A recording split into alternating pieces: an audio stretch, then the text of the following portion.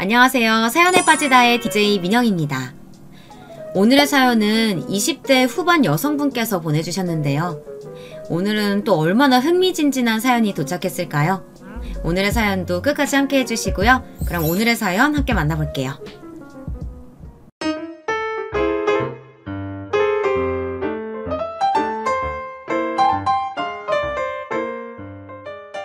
안녕하세요. 저는 20대 후반 여성입니다.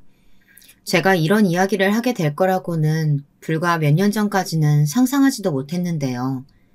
이런 이야기를 하게 된 제 모습이 아직은 좀 어색하네요. 저는 정말 남들과는 다른 삶을 살아왔습니다. 저는 흔히들 말하는 금수저를 물고 태어났습니다. 태어나 보니 할아버지가 한 그룹의 창업주셨고 아버지가 그 회사를 물려받아 지금 저희 아버지는 단어 그대로 회장님이세요. 저는 그 회장님의 하나뿐인 딸이고요. 흔히들 재벌이라고 하죠. 저는 그 재벌 3세였습니다. 저는 별다른 노력을 하지 않고도 말 그대로 최대치를 누리고 살았어요. 정말 부모 잘 만난 덕에 단 한순간도 부족함이라는 건 모른 채 살아왔습니다. 오히려 차고 넘쳤죠. 게다가 너무 제 자랑 같지만 저는 외모도 어디서 빠지지 않을 만큼은 되기도 했고요. 유전자도 타고난 거죠. 좀 재수없죠. 하지만 그랬어요. 게다가 부모님이 정말 좋으신 분들이라 제가 하고 싶다는 건 뭐든 다 하게 해주셨어요. 강요하는 성격들도 아니셔서 정말 제 삶에는 고민이라는 것은 존재하지 않았어요. 아버지는 제가 경영학을 전공해서 회사를 물려받기를 원하셨지만 그마저도 제가 싫다고 하니 2번 말하지 않으셨습니다. 그 덕에 저는 무언가를 깊게 생각해 본 적이 없어요. 그럴 필요가 없었으니까요. 그런 제 삶에 어떤 남자가 나타났습니다. 그리고 사랑에 빠졌죠. 그 남자는 정말 지극히 평범한 사람이었습니다.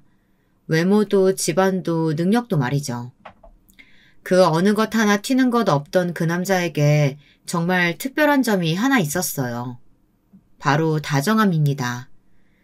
어쩌면 첫눈에 반했는지도 몰라요. 아버지를 만나러 회사에 간 날 건물 입구에서 짐을 든 어르신을 웃으며 도와주는 모습을 봤거든요. 웃는 모습이 너무 예뻐서 아니 어떻게 저렇게 웃을 수 있지 했던 기억이 납니다. 그 이후로 그를 보기 위해 아버지 회사에 이유 없이 들리는 날이 많아졌어요. 그러다 우연히 그를 보게 된 날은 하루 종일 기분이 좋았습니다. 맞아요. 저는 그렇게 사랑에 빠졌어요. 남들이 보면 뭐 그런 걸로 사랑에 빠지냐 하겠지만 저는 그의 웃는 모습이 너무 좋았습니다. 그렇게 우연 아닌 우연으로 마주치는 일이 잦았고 눈인사 정도 주고받을 수 있게 되었을 때 제가 먼저 커피 한 잔 마실 수 있냐고 물었습니다. 그렇게 커피가 밥으로, 밥이 영화로 자연스럽게 연인이 되었고 저는 제가 누구의 딸인지 말하지 않고 그와 2년 넘게 연애를 했어요. 그는 알면 알수록 좋은 사람이었습니다. 놓치면 평생을 후회할 것 같았어요. 그래서 제가 먼저 결혼하자고 말했습니다. 그는 아직 자기가 사원이고 자리를 덜 잡아서 좋은 집, 근사한 결혼식 같은 건 해줄 수 없다는 그에게 제가 다 있으니 괜찮다고 말하며 저희 아버지가 누군지 말했습니다. 당연히 그는 많이 놀랐습니다. 그리고 걱정했습니다. 환경이 너무 다르잖아. 우리가 잘 맞춰서 살 수 있을까? 아니 그 전에 허락은 받을 수 있을까? 저도 걱정을 아예 하지 않은 건 아니었습니다. 물론 저희 부모님은 제가 하고 싶은 걸 다 하게 해주시긴 했지만 결혼은 또 다른 문제일 수 있으니까요. 게다가 본인의 회사 사원이면 아버지 입장에서는 받아들이시기 힘들지도 모른다고 생각했습니다. 그래도 너무 서운해하지 말자고 함께 이겨내자고 둘이서 손 꼭 붙잡고 이야기했던 게 새록새록 떠오르네요. 하지만 걱정했던 것과 달리 모든 것은 순조롭게 진행됐습니다. 부모님은 완전 두 팔 벌여 환영하신 건 아니었지만 제가 누군가를 이렇게 좋아하는 건 처음 본다고 이런 건 어떻게 할 수 없다며 별말 없이 허락하셨거든요. 오히려 그의 부모님이 너무 부담스럽다고 하셔서 설득하는 데 시간이 좀 걸렸어요. 그렇게 그는 제 남편이 되었습니다. 결혼식도 조용히 진행했어요. 정말 친한 지인분들이나 초대해야 할 분들만 모시고요. 하나밖에 없는 딸 결혼식을 화려하게 해주고 싶으셨던 어머니는 좀 많이 서운해 하셨지만 제가 행복해하는 모습을 보고 다 괜찮아지신 듯 했어요. 그런 부모님을 보면서 정말 잘 살아야겠다고 다짐했었습니다. 그 다짐을 증명이라도 하듯 저희는 정말 잘 지냈어요. 남편은 제가 생각하는 것 이상으로 정말 다정하고 자상하고 성실한 사람이었습니다. 아버지도 그런 그를 점점 예뻐하는 게 눈에 보였어요. 어느 날은 진지하게 저를 불러다가 회사 경영에 대해 관심이 있는지 한번 떠보라고 하실 정도였으니까요. 남편은 그 이야기를 듣고는 자신은 그런 능력이 안 된다며 손사래를 쳤지만 말이에요. 저의 결혼 생활은 순조로웠습니다. 회사에 알리기 싫다 해서 정말 아무도 그가 우리 아버지의 사위라는 사실을 몰랐어요. 언젠가 알게 될 사실이지만 아직은 마음의 준비가 안 됐다 하는 그의 말을 존중했습니다. 걱정이고 고민이고 없이 순조롭기만 할 줄 알았던 제 결혼 생활에 문제가 생긴 건 그로부터 1년쯤 지날 무렵이었습니다. 남편은 어느 순간부터 표정이 조금씩 어두워졌습니다. 피곤에 찌든 얼굴로 집에 들어오고 출근할 때면 얼굴에 근심과 걱정이 가득했습니다. 무슨 일 있어? 무슨 일이 있을 게 뭐가 있어. 없어. 당신 요즘 너무 고민 많고 힘들어 보여. 그런 거 없어. 신경 쓰지 마. 늘 대화가 많던 저희가 어느 순간 대화가 줄어들었고 저는 남편의 눈치를 보기 시작했습니다. 그러다 보니 자연스럽게 불만이 생기게 되더라고요. 힘든 건 알겠는데 그걸 집에서까지 저렇게 티낼 필요가 있나 싶고요. 자기 요즘 집에 들어오면 씻고 자기 바쁘고 나랑 길게 대화한 게 언제인지 기억은 나? 우리 아직 신혼이야. 이제 결혼 1년 좀 지났다고. 미안해. 근데 집에 들어오면 그냥 쉬고 싶어. 이해해보려고 노력했습니다. 일이 많이 힘든가 보다 하고요. 당장 아버지에게 달려가서 남편 좀 덜 힘들게 해달라고 징징거리고 싶었지만 남편의 성격상 그러면 화를 낼 것 같았기에 꾹 참았습니다. 제 마음고생이 날로 깊어지던 어느 날 어쩌면 남편의 그 힘듦이 회사 일 때문이 아닐지도 모른다는 의심이 피어나기 시작했습니다. 어느 순간부터 제가 있는 곳에서 전화나 문자를 받지 않았거든요. 무슨 전화길래 그렇게 매번 나 피해서 받아? 피하다니 일 관련 전화니까 조용한 곳에서 받는 거지. 앞으로는 그냥 앞에서 받아. 내가 불편해서 안 돼. 도대체 뭐가 불편하다는 건지 하나도 이해가 되지 않았어요. 혹시 남편에게 다른 숨겨야 하는 비밀이 생긴 건 아닐까 하는 불안함에 잠도 제대로 이루지 못했습니다. 겨우 1년 만에 이런 모습을 부모님께 보여주고 싶지도 않았고 제 결혼에 대해 뒤에서 수군거리는 이들에게 흥미로운 이야깃거리를 주고 싶지도 않았어요. 그래서 혼자 속만 섞여가는 날들이 지속됐습니다. 그러던 어느 날 주말에도 걸려온 어느 전화를 보고는 제 눈치를 보며 서재로 들어가는 남편의 모습을 보고 터지고 말았습니다. 서재에서 나오기만을 기다렸다가 나오는 그의 휴대폰을 뺏었습니다. 그리고는 최근 통화 목록을 확인했어요. 부장님. 말리는 남편을 피해 방으로 들어가서 문을 잠그고 전화를 걸었어요. 여보세요. 낮은 중년 남성의 목소리에 진짜 부장님이구나 하는 안심과 의심했던 것에 대한 미안함, 그리고 주말에도 전화를 거는 그 부장이라는 사람에 대한 화. 복잡한 감정들이 밀려왔지만 거기서 제 남편을 왜 이렇게 찾냐고 제가 누군지 아냐고 그런 말들을 할 수는 없잖아요. 그래서 그냥 잘못 건 척하기로 했습니다. 아, 죄송합니다. 저희 남편 번호인데 제가 휴대폰을 잘못 만지다가 통화 버튼을 눌렀네요. 오, 소문에 그 이사원 부인분이시구만. 네? 회사로 몇 번 이사원 마중 나온 적 있지? 직원들이 보고 다들 엄청난 미인이라고 칭찬하시던데. 다짜고짜 말을 놓는 부장이라는 사람에 대해 상당히 기분이 나빴지만 어찌되었던 남편의 상사라는 사람이니 저는 예의를 갖췄습니다. 아, 감사합니다. 언제 한번 회식 때 나오면 좋겠구먼. 제가요? 그 소문의 얼굴 나도 한번 보고 싶어서 그래. 아, 꼭 한번 나와. 알겠지? 상당히 좋지 않은 인상을 남기며 그 부장이라는 사람과의 통화는 끝났습니다. 휴대폰을 들고 나가 남편에게 사과했어요. 하지만 남편은 화가 많이 난 듯 했습니다. 제 행동도 행동이었지만 자신을 의심했다는 사실을 믿을 수 없어 했어요. 자기도 나를 좀 이해해줘. 우리 아직 신혼이야. 그런데 매일 이렇게 힘들어하는 모습만 보고 전화나 문자도 뒤에서만 받고 그러면 내가 얼마나 서운할지 또 무슨 생각할지 한 번쯤은 고민해줬으면 좋겠어. 나도 당신한테 그 부분은 너무 미안해. 하지만 나는 당신이 이런 알지 않아도 되는 모습까지 보여주고 싶지 않았을 뿐이야. 어떻게 나를 의심할 수가 있어? 저희 부부의 냉전은 꽤 오래 갔어요. 그러던 어느 날이었습니다. 언제나 좀 늦게 들어오긴 했지만 그날은 좀 많이 늦는다 싶긴 했어요. 전화를 해봐야 하나 고민하고 있을 때 띵동 하는 초인종이 울렸습니다. 이 시간에 누구지?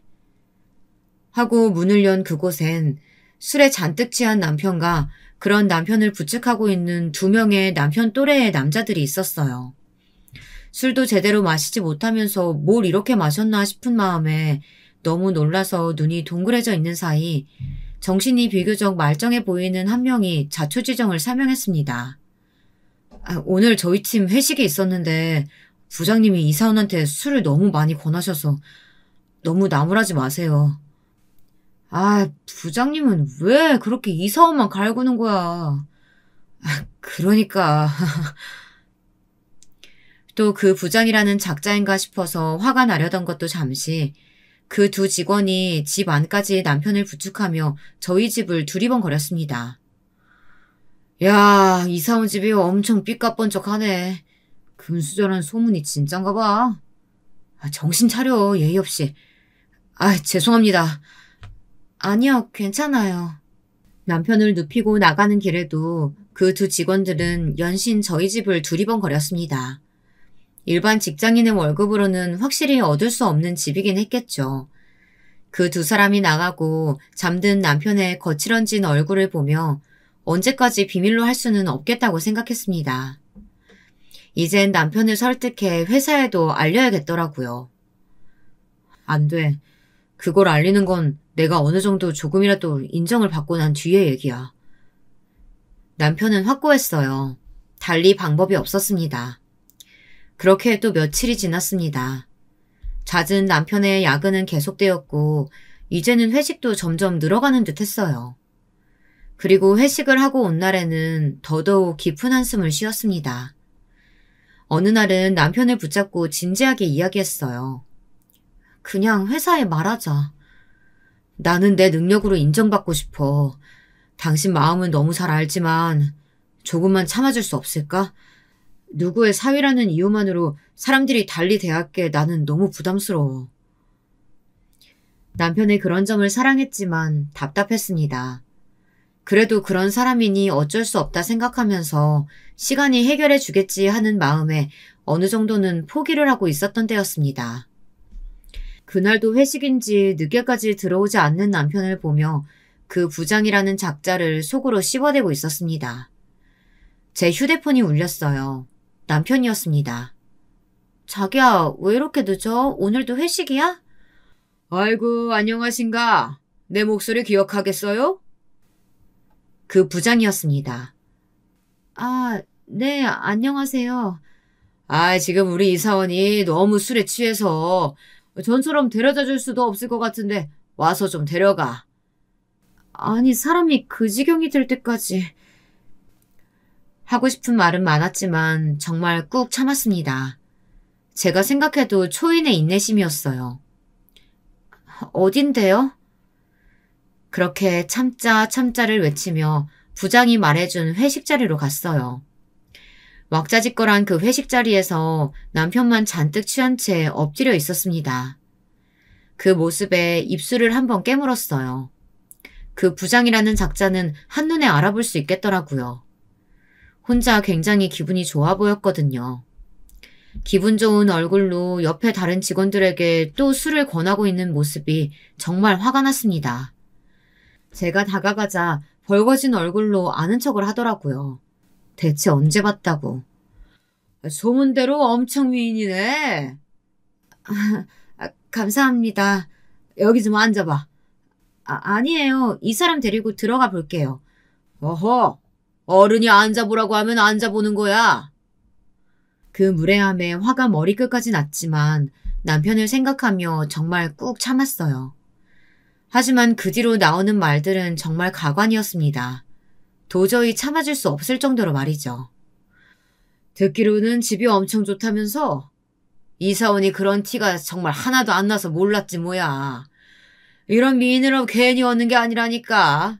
역시 집안에 돈이 많아야. 안 그런가? 부장의 그 말에 직원들이 제 눈치를 보며 어색한 웃음들을 지었습니다. 그 직원들도 저 부장 비위 맞추려면 꽤나 고생하겠구나 생각했어요. 그런 집은 얼마나 해? 저도 잘 몰라요. 이사원 부모님은 뭘 하시길래 그렇게 좋은 집을 얻어줄 만큼 부자신 거야? 평범으로 그런 집을 어떻게 얻나? 여기도 말을 하나도 안 해줄 건가 보네. 이사원 술을 그렇게 먹어도 죽어도 자기 부인 얘기랑 집 얘기는 안 하던데. 부부가 똑같아. 눈을 꼭 감고 심호흡을 하며 화를 식히고 있던 그때 그 부장이라는 새끼, 아니 그 놈이 결정적인 한 방을 날렸습니다. 이리 와봐. 술 한잔 따라봐. 자신의 옆자리를 툭툭 치며 한 말에 제 귀를 의심했어요. 네? 말을 왜 두 번 하게 만들어? 이리 와서 술 한잔 따르라니까. 나도 이런 미인이 따라주는 술 한잔 받아보고 싶네. 정말 경악스러운 행동이었습니다. 저는 도저히 참지 못하고 인상을 썼어요. 싫은데요? 싫어? 남편 승진하는 거 안 보고 싶어? 출세길 막지 말고 이리 와서 따라보라니까. 죄송한데 제 남편은 출세길 막힐 일 없어요. 왜 없어? 내가 고가 거지같이 써주면 어떡하려고. 그러시던가 말던가 저희 남편은 출세길 안 막혀요. 자기 남편 금수저라 이거야? 어디서 따박따박 말대꾸르라고. 도저히 더 이상은 참을 수가 없었습니다. 지금 제가, 아니 또 저 사람이 누군지 알고 이러는 건지 모르겠네요. 누군데 이러는데? 저희 아버지 성함이 문덕배세요. 문덕배? 그게 누군데? 부장이 큰 소리로 소리를 지르는 바람에 그 이름을 들은 다른 직원들이 수근거리기 시작했어요. 우리 회장님 성함이 문덕배 아니시냐? 맞긴 한데 에이, 설마. 회장님한테 딸 하나 있다고 하지 않았냐? 일찍 시집간. 술집에 잠시 정적이 일었습니다. 저도 더 이상은 참을 수 없었어요. 수근거리는 소리가 들리고 부장이라는 작자가 어색하게 웃으며 말하더군요. 표정이 참 웃겼습니다. 에이, 문덕배가 우리 회사 회장님은 아니겠지? 그런 이름이 세상에 하나만 있는 것도 아니고. 애써 부정하는 모습에 비웃음이 나오더라고요. 다니시는 그 회사 회장님 맞아요. 저는 문덕배 회장님 외동딸 문수아라고 하고 이 사람은 제 남편이자 문덕배 회장님 하나밖에 없는 사위입니다. 말도 안 돼. 아니 세상에 어떻게 이런 일이. 야 우리 이사원한테 뭐 잘못한 거 없냐. 부장님 이제 끝난 거 아니냐. 이런 수근거림이 계속 오갔습니다. 부장이라는 사람 안색이 하얗게 질리더라고요. 그리고 정말 믿고 싶지 않다는 듯 떨리는 목소리로 겨우 말을 이어가더라고요. 거짓말. 거짓말이지? 제가 멀쩡한 정신으로 그런 거짓말을 뭐하러 해요. 더군다나 남편 회사 사람들한테. 내일 가서 직속 상사이신 박 이사님께 물어보세요. 문수아가 다 말했다고. 그분은 다 아시니까. 그제야 믿고 싶지 않은 그 현실이 진짜라는 게 와닿았던 걸까요? 파리해진 얼굴로 손을 덜덜 떨며 차마 말을 잇지 못하더라고요. 수군거리던 다른 직원들이 제 눈치를 보고 있었고 저는 그 이상 그 자리에 머물고 싶지 않아 남편을 향해 다가갔습니다. 자기야, 일어나. 집에 가야지. 저 더 이상은 못 마셔요, 부장님. 남편의 그 주정에 다시 한번 욱하는 마음으로 그 부장이라는 작자를 노려봤습니다. 움찔하면서 고개를 숙이더라고요. 제가 한숨을 쉬며 남편을 부축하려 하자 전에 저희 집에 남편을 데려다줬던 남자 사원 둘이 빠르게 다가와서 남편을 들어올렸습니다. 전에 그 집으로 모셔다 드리면 되는 거죠? 네, 감사합니다. 별 말씀을요.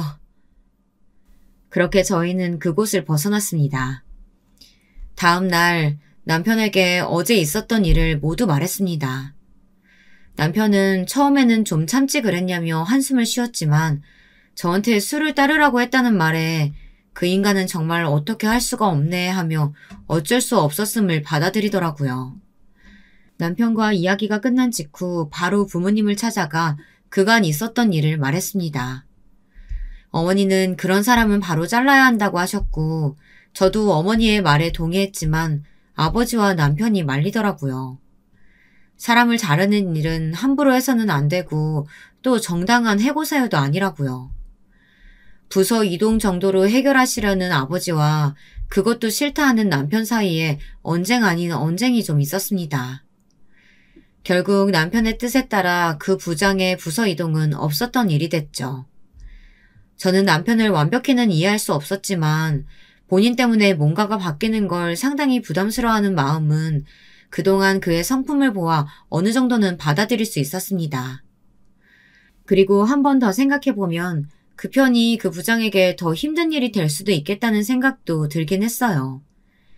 회사 사위와 한 부서에 그것도 자신이 정말 괴롭혔던 직원과 한 팀에서 계속 얼굴 보고 일해야 한다는 것 자체가 벌이라고 생각도 들었습니다. 당연히 회사는 한바탕 난리가 났습니다. 일반 평사원 중에 오너의 사위가 있다니 얼마나 쇼킹한 일이었겠어요. 게다가 그런 식으로 밝혀진 거면 더더욱 사내에선 말들이 많았겠죠. 들었어? 그 팀에 회장님 사위 있다는 거. 부장이 회장님 따님분한테 술 따르라고 했다가 빡쳐서 다 밝힌 거라면서요? 그 부장은 이제 어떡하냐. 출세길이고 뭐고 다 막힌 거죠 뭐. 여기저기 남편을 구경 오고 같은 팀 직원들은 남편의 눈치를 보기 시작하고 자신을 대하는 사람들의 시선이나 태도에 남편이 힘들어하는 것 같더라고요. 원래 그런 일에 익숙한 사람이 아니니까 더 그랬겠죠. 부장은 그 다음날 급하게 휴가를 냈다고 들었습니다. 저는 저나 제 남편에게 바로 연락이 올 줄 알았거든요. 싹싹 빌려올 줄 알았는데 숨는 쪽을 택한 것 같더라고요. 잘 알지도 못하는 사람이었지만 그 사람답다라는 생각이 들었습니다. 그리고 박 이사님께 연락이 왔습니다. 직원 단속 제대로 못해서 미안하다는 사과의 전화였어요. 솔직히 이사님이 뭘 그렇게 잘못하셨어요. 부하 직원들 하나하나 다 관리할 수 있는 것도 아니고 제가 원하는 대로 남편이 누군지 다 알게 됐으니 됐다고 생각했습니다. 그리고 전화 위복인지 뭔지 아버지가 이번 일로 남편을 정말 신뢰하게 된 것 같더라고요. 어느 날 저를 불러서 이런 말씀을 하셨습니다. 네가 사람 보는 눈은 나를 닮았어. 맨날 좋은 건 다 당신 닮았대.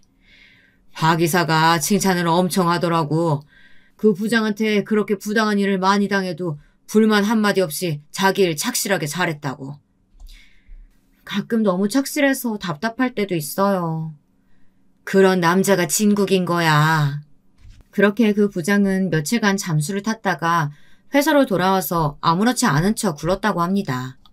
마치 그 일이 없었던 것처럼 말이에요. 하지만 제 남편을 대하는 태도는 완전히 달라진 것 같았습니다. 그거야 당연한 이야기겠죠. 사람들이 나를 너무 조심스럽게 대하니까 부담스러워. 사실 저도 이 이야기는 여기서 끝날 줄 알았습니다. 그랬어야 했는데 그러질 못했어요. 그 이후로 저희 아버지의 자식은 저 하나밖에 없고 그 딸이 회사 경영에는 관심이 일절 없는 건 다들 알고 있던 사실이니 저희 남편이 회사를 물려받게 될 거라고 다들 자연스럽게 그렇게 생각하는 것 같더라고요. 사실 그게 맞기도 하고요. 그 때문에 남편은 많이 곤란해하는 것 같았지만 어차피 언젠가 한 번은 겪어야 할 일이라고 다독였습니다. 어쩔 수 없어. 당신이 바꿀 수 있는 일이 아니야. 저는 종종 회사로 찾아가 퇴근하는 남편과 함께 저녁을 먹고 집으로 들어오곤 했습니다. 그날도 함께 저녁을 먹기 위해 회사로 갔어요. 로비에서 기다리고 있는데 낯익은 얼굴들이 보였습니다. 회식 때 봤던 남편의 팀 사람들이더라고요. 마주쳐서 괜히 인사하고 이런 것도 썩 하고 싶진 않아서 뒤를 돌아서 휴대폰을 꺼냈습니다. 그들은 저를 못 본 듯 했어요. 그러니 그런 대화를 나눈 거겠죠. 그러니까 내가 처음 집에 갔을 때 너무 신기했다는 게 그거였다니까? 이사원한테는 그 특유의 금수저 느낌이 안 나거든. 근데 집이 으리으리해서 진짜 놀랐어. 특유의 금수저 느낌이 뭔데요? 있잖아. 그 막 태생부터 여유로운 느낌. 가진 사람들만 풍기는 그런 게 있어. 조급함이 하나도 느껴지지 않고 묘하게 다른 사람들보다 한층 높게 서 있는 것 같이 구는. 그냥 재수없는 느낌 아니에요, 그거? 그렇게 되나? 그 회장님 따님분도 그런 느낌은 안 나지 않았어요? 그때 너무 잠깐 뵈서 잘 모르겠지만. 아니야, 그 회장님 딸은 그 느낌이 딱 있어. 전에 나 이사원 데려다 주러 집에 갔을 때에도 묘하게 사람을 자기 아랫사람 다루듯 했다니까. 그랬나? 나는 잘 못 느꼈는데. 그냥 되게 미인이시라는 거 말곤. 네가 둔해서 그래. 기분 나쁜 뒷담화였지만 없는 데선 나람님도 욕한다는데 뭐 하며 넘길 수 있는 이야기들이었습니다. 워낙 이런저런 이야기를 많이 들어왔던지라 그런가 보다 하기도 했고요. 그럼 이사원이 이 회사 다 물려받는 걸까요? 그렇지 않을까? 딸이 경영에는 관심이 없다며. 남자판 신데렐라라니까 진짜. 무슨 복이야. 얼굴이 잘생긴 것도 아니고 뭐 집안이 괜찮은 것도 아니고 대체 뭐에 반해서 결혼을 한 건지. 왜요? 성격 엄청 좋으시던데. 성격은 나도 좋아. 남편을 욕하는 건 참을 수 없어서 나서려던 그때였습니다. 벌써 왔어? 멀리서 남편이 저를 부르는 소리가 들려서 뒤를 돌아 웃으며 인사를 했어요. 열심히 뒷담화하던 직원들의 얼굴이 굳어진 게 보였습니다. 그들을 향해 싱긋 웃으며 까딱 인사를 하고는 남편과 함께 회사를 나왔어요. 제가 들었고 얼굴을 봤다는 것만으로도 그들은 마음고생을 하겠죠. 그 부장이라는 작자의 뒷이야기도 해야겠죠. 그 이후로 한동안 정말 없는 듯이 지냈다고 들었습니다. 저도 그냥 잊고 지나가려고 했어요. 괜히 긁어부스럼 만들고 싶지도 않았고 또 남편이 그걸 부담스러워할 게 뻔했으니까요. 회식도 야근도 없어졌고 남편을 괴롭히는 것들이 다 사라진 것만으로도 만족하려고 했습니다.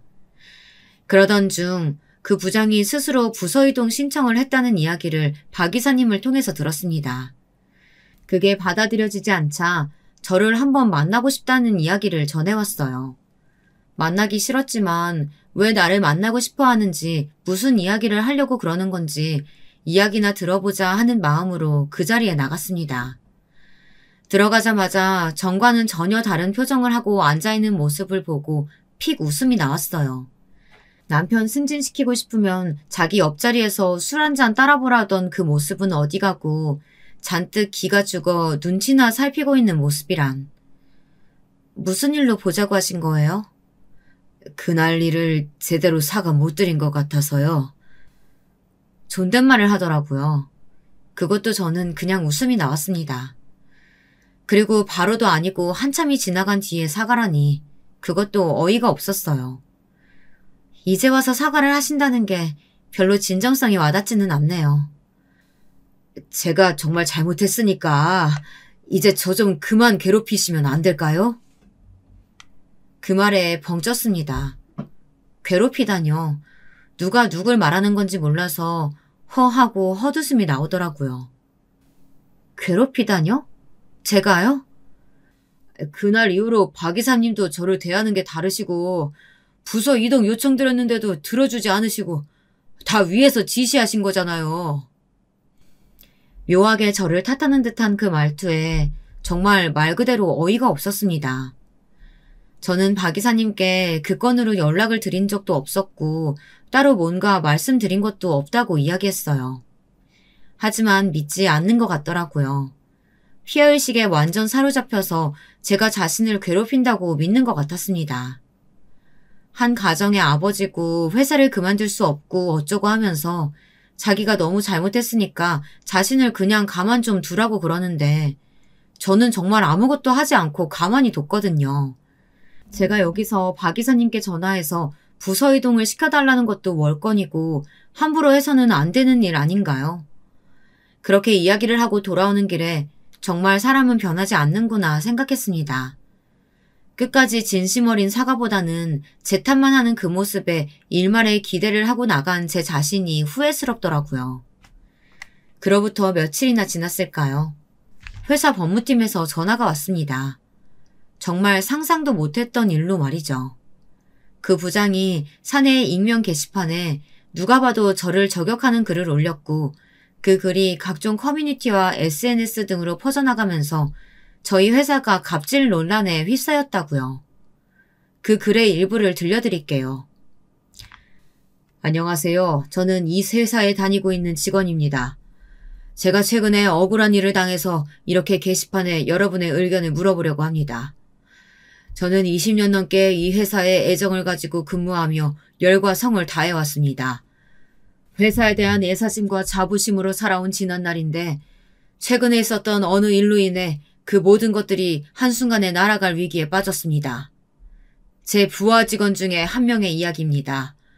그 부하 직원은 평소에 일도 곧잘하고 심성도 발라서 제가 아끼는 부하 직원이었습니다. 그 때문에 다른 직원들보다 제가 일적으로 조금 더 의지해왔던 게 사실입니다. 회식 자리 같은 곳에서도 조금 더 친근하게 대했고요. 그날도 회식이 있던 날이었습니다. 그 부하 직원이 좀 과음을 해서 아내 되시는 분이 데리러 오셨어요. 저는 반가운 마음에 함께 술이나 한잔 하자 권했습니다. 나중에 생각해보니 이 부분이 정말 잘못한 거긴 하더라고요. 제가 취하기도 했고 기분도 너무 좋았던지라 한 실수였습니다. 그런데 알고 보니 그 아내분이 저희 회사 오너분 따님이시더라고요. 전혀 몰랐던 사실이라 놀란 건 사실이었습니다. 그 자리에서 자신이 누군지 말하시고는 화가 많이 난 듯한 얼굴로 남편인 제 부하 직원을 데리고 집으로 돌아가셨습니다. 문제는 그 다음부터 일어났습니다. 물론 제가 잘못한 부분이 있지만 그 다음에 제가 겪은 일들이 조금 너무하다는 생각이 듭니다. 임원진 분들이 저를 중요한 프로젝트에서 빼거나 요구사항들을 노골적으로 들어주지 않으시기 시작했고 인사이동도 제가 받아들일 수 없게 이루어졌어요. 그 부하 직원은 부서를 이동하지 않고 아직도 제 밑에 있는데 그 전과 태도가 너무 달라졌습니다. 뭐라고 딱 말할 수는 없지만요. 회사에 부풀려져 소문이 난 부분들도 많고 노골적인 차별을 받고 있어서 당장이라도 그만두고 싶을 만큼 회사 생활이 지옥 같지만 두 아이의 아버지이자 한 가정의 가장인지라 쉽게 회사를 그만둘 수도 없습니다. 이 나이에 저를 받아주는 곳이 있을지도 모르고요. 많은 분들이 저를 위해 목소리를 내주셨으면 좋겠습니다. 물론 제가 잘못한 게 없지 않지만 이런 부당한 대우는 명백히 갑질이고 그런 문화는 사라져야 마땅한 게 아니겠습니까? 이런 내용의 글이었습니다. 정말 기가 막혀서 말도 안 나오더라고요. 자신이 한 일은 하나도 제대로 적지 않고 또 자신이 당했다는 일들도 아무도 한 적이 없이 오롯이 자신의 피해망상일 뿐인데 저런 글을 써서 자기 자신을 변호하고 노골적으로 저를 비난하는 내용이라니. 회사 내부에서는 그 부장이 어떤 사람인지 알고 있는 사람이 많아서 큰 논란이 되지도 않았고 오히려 그 부장이 더 욕을 먹는 분위기였지만 그 글이 밖으로 퍼져나가면서 문제가 되기 시작했더라고요. 글 내용 중에 보여지는 내용들로 여러 추측들이 오갔고 아버지 회사의 이름도 오르내린다고요. 부글부글 화가 났습니다. 정말 속에서 천불이 난다는 게 이런 걸 두고 하는 말인가 싶더라고요. 회사의 법무팀에서는 글 작성한 그 부장이 합의를 요구하니까 합의금을 주고 글을 내리게 만드는 게 최선의 방법이라고 하는데 저는 정말 도저히 그러고 싶지 않았습니다. 그걸 노리고 쓴 글이 분명했고 그 부장의 잘못이 너무 명백했어요. 절대 사과도 합의도 하고 싶지 않았습니다. 제가 잘못한 게 하나도 없으니까요. 억울해서 눈물이 나오는 건 오히려 저였어요. 남편과 상의를 했습니다. 남편도 제가 하지도 않은 일로 사람들에게 손가락질을 당하는 것에 대해 분노했어요. 그건 아버지도 동의하셨습니다. 회사 법무팀에서 만류했지만 저는 제 억울함을 이야기하고 그리고 그 부장이라는 사람의 잘못됨을 알리기로 했어요. 매일 11시 넘어서 퇴근하던 남편, 이틀에 한 번꼴로 이루어졌던 회식, 업무 관련 전화가 주말에 왔던 것들은 증명이 다 가능했습니다. 아직 퇴근하지 않았냐면서 주고받았던 저와의 수많은 톡들과 주말의 통화 기록 등등으로요. 문제는 회식이었습니다. 제가 제 정체를 밝히고 갑질이 시작되었다는 그 회식이요. 시간이 지나 CCTV 같은 건 남아있지 않을 것 같았지만 법무팀을 통해 알아봤어요. 너무나 다행스럽게도 영상이 남아있다고 하더라고요. 물론 술이나 한 잔 따라보라는 소리까지는 확인할 수 없었지만 저를 향해 내민 술잔과 옆에 앉아보라는 듯 자신의 옆자리를 팡팡 치는 모습이 확인됐습니다. 이 정도면 충분히 입증이 다 가능하겠네요.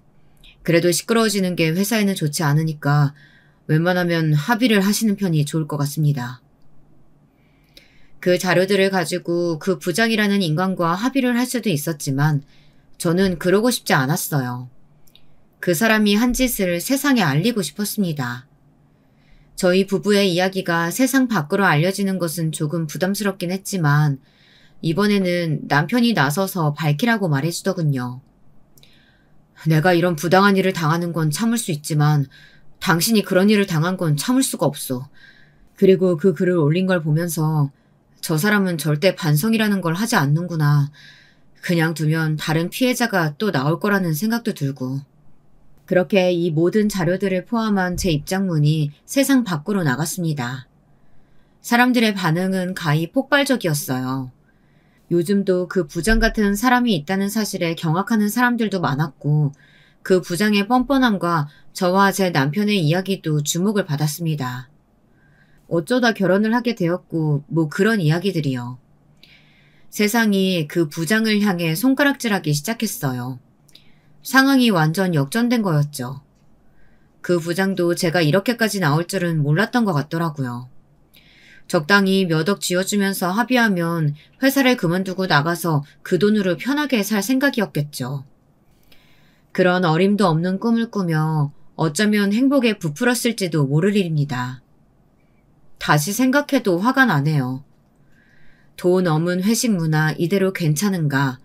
야근 없다고는 하지만 하지 않으면 눈치 주는 직장 문화. 이런 기사들이 쏟아졌습니다.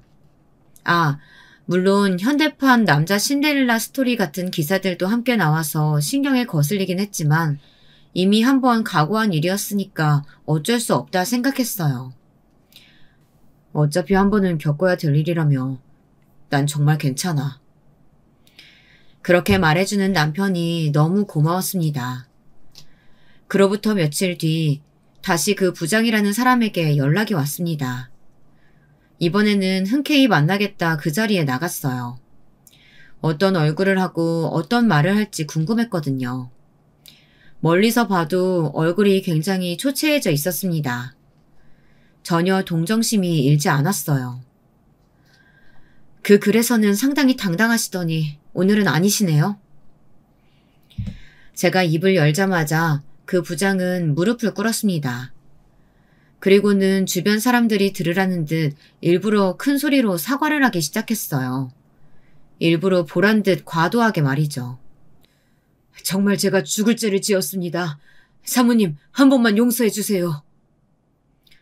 제가 왜 그쪽 사모님인지도 모르겠고 저는 용서할 마음도 없어요. 이렇게 되니까 사과하시는 게 제일 어이가 없네요. 술 한잔 따라보라던 그 당당한 태도는 다 어디 가고. 그건 누구신지 몰라 뵙고. 누군지 모르면 회장 딸이 아니면 술을 따라도 된다는 말인가요? 세상에 상사 술을 따라야 되는 사람은 따로 구분되어 있지 않아요. 그건 업무가 아니잖아요. 그 부장은 누가 봐도 과한 액션으로 사람들 이목을 끌어서 저를 한 번 더 곤란하게 만들 심산이 분명했어요. 큰 소리를 내며 무릎을 꿇자마자 주변에 있는 사람들이 휴대폰을 들어 저희 두 사람을 찍기 시작했거든요.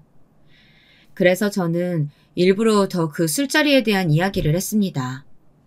요즘 같은 시대에 일반 평사원의 부인에게 술을 따르라고 하는 게 말이 되냐고요. 그랬더니 제 예상대로 사람들이 그렇지, 저게 맞는 말이지 하며 동의를 하기 시작하더라고요. 그 웅성거림을 들었는지 얼굴이 시뻘개지더니 갑자기 제 발목을 잡고 우는 소리를 내기 시작했습니다. 한 번만 용서해 주시면 정말 회사에 목숨이라도 바치겠습니다. 제발 자르지만 말아주세요. 한 가정의 아버지고 두 아이의 아빠입니다. 정말 기가 찼습니다. 여기서까지 저러다니. 저런 아버지를 둔 아이들이 불쌍할 지경이었어요. 저는 부장님을 자른다고 한 적이 한 번도 없어요. 그 관련해서 회사분들에게 요청드린 적도 없고요. 앞으로도 그런 월권 행위는 하지 않을 거예요. 그러니까 부당 이익을 당한다고 너무 억울해하지 않으셔도 됩니다. 사내평판은 이미 그 전부터 안 좋았던 거 아시잖아요. 당황하지 않고 조목조목 따지는 모습들이 그대로 찍혔고 그 영상들이 인터넷에 한 번 더 게시가 됐습니다. 물론 그 부장의 표는 거의 없었고요. 그 부장은 그 뒤로 정말 죽은 듯이 지내는 걸로 알고 있어요. 그 부장과 저와의 이야기는 여기까지입니다. 속 시원한 사이다 결말을 원하시는 분들이 많으시겠지만 그 부장은 그 뒤로 부서 이동을 해서 아버지 회사를 계속 다니고 있어요. 물론 모든 사원들의 수군거림과 손가락질을 받고 있지만 이미 소문이 날 대로 다 나서 회사에 딱 붙어있는 거 말고는 아무것도 할 수 있는 게 없겠죠. 저희 부부 이야기가 세상을 통해 나가는 바람에 남편은 원치 않은 사람들의 관심을 한몸에 받아야 했습니다. 그것 때문에 한동안은 힘들어했어요. 어딜 가나 남자 신데렐라는 둥, 도대체 어떤 매력이 있길래 재벌집 사위가 된 거냐는 둥, 평소라면 듣지 않아도 될 말을 잔뜩 듣게 되었으니까요. 그 점이 너무 미안했는데 어느 날 남편이 그러더라고요. 내가 당신과 결혼할 마음 먹었을 때 이미 다 각오한 일이야. 언젠가 한 번쯤은 겪어야 할 일, 빨리 겪으면 나중에 편하고 좋지 뭐. 그렇게 말해주는 남편이 너무 고마웠습니다. 그 부장과의 사건은 그 사람의 잘못이 너무 명확하게 세상에 다 밝혀진 거니라 저희에게 다른 이야기가 덧붙여지지는 않았어요. 하지만 그것 외에도 뒷말하기 좋아하는 사람들의 입에서 입으로 정말 터무니없는 소문들이 나기도 했었습니다. 그 중에 하나를 말씀드릴게요. 어느 날 남편이 그러더라고요. 당신 회사에 나 몰래 와서 나 보고 간 일 있어? 응? 아니? 근데 왜 그런 얘기가 돌지? 무슨 얘기? 직원들이 남편 몰래 하는 이야기를 남편이 들었답니다. 제가 회사에 몰래 찾아와서 남편을 감시한다고요. 그 부장 사건 때 제가 남편 휴대폰을 봤다는 사실과 남편을 의심해서 부장에게 전화를 걸었다는 이야기가 꼬리에 꼬리를 물고 부풀려진 것 같더라고요. 거기에 제가 한두 번 아버지 회사 로비에서 남편을 기다리는 모습이 목격된 적이 있어서 그 소문은 직원들 사이에서 빠르게 퍼져나간 것 같아요. 모른 척 하려고 했지만 아무래도 신경이 쓰여서 좀 알아봤더니 아주 말도 안 되는 이야기를 자기들끼리 하고 있더라고요. 제가 의부증인데 그 증상이 심각해서 병원에 다녀야 할 정도라는 둥, 정신이 그렇게 이상하니까 재벌집 딸이 평범한 남자랑 결혼을 한 거라는 둥, 저희 남편이 저 때문에 우울증에 걸렸다는 둥, 정말 별의별 헛소리들이 난무하고 있다는 소리를 들었습니다. 처음에는 그냥 모른 척 하려고도 생각했어요. 근데 소문이 점점 커져서 어머니 귀에까지 들어갔어요. 그쯤 되니 나서지 않을 수가 없었습니다. 하지만 그저 사람들의 입에서 입을 타고 커지는 소문에 대처할 방법이 뾰족하게 있진 않았습니다. 그래서 그냥 정면 돌파하기로 했어요. 그 소문의 진원지를 잡기로 말이죠. 가만두면 어디까지 퍼져나갈지 짐작조차 되지 않았어요. 범인은 생각보다 쉽게 잡을 수 있었습니다. 전에 로비에서 저랑 제 남편 뒷담화를 하다가 걸린 남자 사원 있잖아요. 그 사원이더라고요. 뭐 놀랍지는 않았어요. 뒷담화하는 걸 즐기는 것 같아 보여서요. 그런데 사실 소문의 진원지를 알았다고 해서 달리 할 수 있는 건 없잖아요. 고소를 하자니 일을 더 키우는 것 같고 그렇다고 그냥 지나가기엔 저 입을 막을 방법이 없고 그래서 생각했습니다. 소문은 소문으로 덮어야 한다고 말이죠. 사실 이 생각을 한 건 어느 우연한 계기였어요. 그날도 남편과 데이트를 하려고 회사 로비에서 남편을 기다리고 있었습니다. 그런데 그 남자 사원이 나오더라고요. 어딘가 심각한 얼굴로 대화를 하고 있길래 본능적으로 몸을 숨겼어요. 저 통화 내용을 들어야 한다는 촉이 딱 서더라고요. 아니나 다를까 대화 내용은 충격 그 자체였습니다. 그게 내 애라는 증거 있어? 너 맨날 다른 남자애들이랑 술 마시고 다녔잖아. 그중 아무나랑 사고쳐서 생긴 앤지 내 앤지 내가 어떻게 알고 책임을 지냐? 너 같은 애들 뻔해. 내가 직장도 괜찮고 집안도 좀 사는 것 같으니까 발목 잡으려는 거잖아. 야, 내가 알아보니까 중절수술 200이면 하더라. 계좌 불러 200 보내줄 테니까. 아니다. 카톡으로 송금할 테니까 그런 줄 알아. 이건 완전 쓰레기 그 자체더라고요. 여자친구가 임신했다는데 막말하는 것도 모자라서 카톡으로 수술비를 송금하다니요. 놀라서 입을 떡 벌리고 있는데 남편이 나왔습니다. 남편에게 제가 오늘 들은 이야기들을 말했어요. 그런 일은 그냥 모른 척해. 저런 쓰레기를 모른 척하면 어떡해. 게다가 우리 소문도 저 사람이 다 내고 다녔다는데. 그 복수심으로 이러면 더더욱 안 되는 거야, 자기야. 그리고 저 일은 그 여자분이 비밀로 하고 싶으실 수도 있는 거잖아. 제가 간과했던 부분을 남편이 집어서 말해주더라고요. 그렇죠. 그건 그 여자분도 밝히고 싶지 않은 사생활일 수도 있는 일이었습니다. 제가 생각이 너무 짧았더라고요. 하마터면 똑같은 사람이 될 뻔했지 뭐예요. 그렇게 그 일은 듣지 않은 걸로 하려고 하고 다른 방법을 생각해보던 때였습니다. 그날도 남편의 회사에 갔다가 로비에서 둘둘만 큰 종이를 들고 있는 여성분을 봤어요. 경비원에게 막혀서 안으로 들어가지도 못하고 있길래 제가 가서 물었습니다. 여긴 무슨 일로 오셨어요? 그게 제가 꼭 해야 할 일이 있어서요. 직원분 아니면 못 들어가요. 무슨 일이신데요?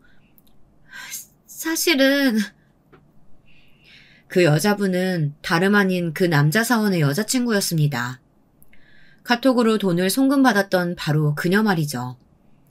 도저히 그를 용서할 수 없어서 데자부를 붙이러 왔다는 말에 순간 번뜩하고 뭔가 생각이 났습니다. 이렇게 하시면 명예훼손으로 고소당하실 수도 있고 본인 신상도 오픈되는 거니까 이렇게 하지 마시고요. 제가 여기 회사 익명 사내 게시판 아이디랑 비밀번호 드릴 테니까 거기에 주어 없이 글을 써보세요. 그럼 본인도 본인이라고 나서지도 못하고 소문은 나고 아주 곤란해지니까. 그녀는 제게 받아간 아이디로 곧장 사내 게시판에 글을 썼습니다. 그 내용은 이랬어요. 저는 이 회사의 남자 직원분과 오랜 시간 연애를 했던 사람입니다. 그와 함께할 미래를 꿈꿀 만큼 그를 너무 사랑했어요. 외국으로 유학을 갔다 온다 했을 때도 기다렸고 운동도 좋아하지 않지만 클라이밍을 좋아하는 그를 따라서 매번 운동도 함께 다녔습니다. 그러던 중 알게 된 사람들과 함께 어울려 다녔어요. 그게 화근이었나 봅니다. 거기서 알게 된 다른 남자분과 저를 끝없이 의심했고 그 때문에 저희는 싸움이 잦아졌어요. 지금 생각해보면 사실 저랑 헤어지고 싶은데 핑계를 만든 게 아닐까 하는 생각도 듭니다. 그렇지 않고서야 임신했다는 저의 말에 단칼에 연락도 끊고 본인이 의심하던 남자의 애 아니냐며 막말을 하고 얼굴도 보기 싫다며 카톡으로 중절수술 비용을 보내다니요. 그 돈을 받고 너무 비참해서 죽을까도 생각해봤지만 그건 제가 너무 억울하잖아요. 대자보를 붙일까도 생각해봤는데 그러는 것보다는 이 글의 주인공이 자신인지 아닌지 밝혀질까봐 전전긍긍하며 회사를 다니는 글을 보는 게 더 통쾌할 것 같아 이렇게 글을 올립니다. 마지막으로 한마디만 할게요. 야, 이 새끼야. 그거 네 애인 거 너도 알고 나도 알아. 그냥 헤어지고 싶으면 헤어지고 싶다고 하지. 어디서 쓰레기같이 다른 남자랑 엮어서 발을 빼려고 해? 진짜 그렇게 살지 마라. 이 이야기의 주인공은 빠르게 유추가 되었습니다. 외국 유학을 갔다가 클라이밍을 취미로 즐기는 젊은 남성이 회사에 많지는 않잖아요. 그중에 경우의 수 몇 개를 빼고 나면 사실 남는 건 한 사람이나 다름없었어요. 나중에 들어보니 그 남자 사원은 결국 회사를 그만뒀다고 하더라고요. 지나가면 다들 수군거리고 손가락질하니 견딜 수가 없었겠죠. 소문이라는 건 그런 건데 왜 다들 남의 이야기는 그렇게 쉽게들 할까요? 이제 진짜 이 이야기를 마무리 지어야 할 때가 온 것 같네요. 아, 남편은 어떻게 지내고 있냐고요? 아버지와 매주 주말 바둑도 두고 산책도 가면서 아주 1등 사이가 되었어요. 저보다 제 남편을 더 좋아하신다니까요. 회사에 돌던 소문도 그 남자 사원이 나가서 그런지 아니면 시간이 지나서인지 이제는 조용해졌답니다. 일 잘하고 착하고 바른 제 남편을 좋아하는 사람들이 더 많았고 그 덕에 승진을 해도 뒷이야기가 별로 나오지는 않는 것 같더라고요. 누군가는 제 남편을 현대판 신데렐라라고 부르기도 하고 전생에 무슨 복을 쌓았냐고 빈정거리기도 하고 분에 넘치는 복을 받았다고도 합니다. 하지만 저는 전혀 그렇게 생각하지 않아요. 오늘 달이 너무 예쁘다. 같이 산책이나 갈까? 달이 예쁘다고 산책을 함께 가자는 이 남자가 제 인생에 들어와서 저를 얼마나 행복하게 해주는지 사람들은 잘 모릅니다. 그저 겉으로 보여지는 모습을 보고 판단하죠. 그러니 저같이 돈도 많고 외모도 괜찮은 여자가 평범한 남자를 만나 결혼한 것을 믿을 수 없어 하고 자기들의 기준이나 수준에 맞는 이야기들을 가져다 붙여서 자꾸 이유를 만들려고 합니다. 그 부장님도 사실 제 남편이 어떻게 하다가 저 같은 여자를 만난 건지 왜 그런 큰 집에 사는 건지 남의 일을 궁금해하고 자기 생각하고 싶은 대로 생각하다가 이 사단이 난 거라고 생각해요. 그리고 남들이 소문내는 이야기들을 이용하려 했고요. 저는 그냥 그 사람을 사랑해서 결혼한 것뿐인데 자꾸 사람들은 거기에 왜를 가져다 붙입니다. 조건이 안 맞네, 누가 더 아깝네 하면서 남을 평가하고 판단하죠. 그러지 않으면 본인도 더 행복할 텐데 왜 그걸 모르는 걸까요? 앞으로도 저는 계속 이런 시선들과 싸워나가야 할 겁니다. 사람들은 그럼에도 여전히 남을 평가하고 또 남의 일에 관심을 갖는 걸 좋아하니까요. 저희 부부는 그런 사람들에게 아주 흥미로운 조건을 가지고 있는 게 사실이고 말이죠. 그럼에도 불구하고 저와 제 남편은 잘 헤쳐나갈 거예요. 서로를 사랑하고 또 서로를 믿으니까요.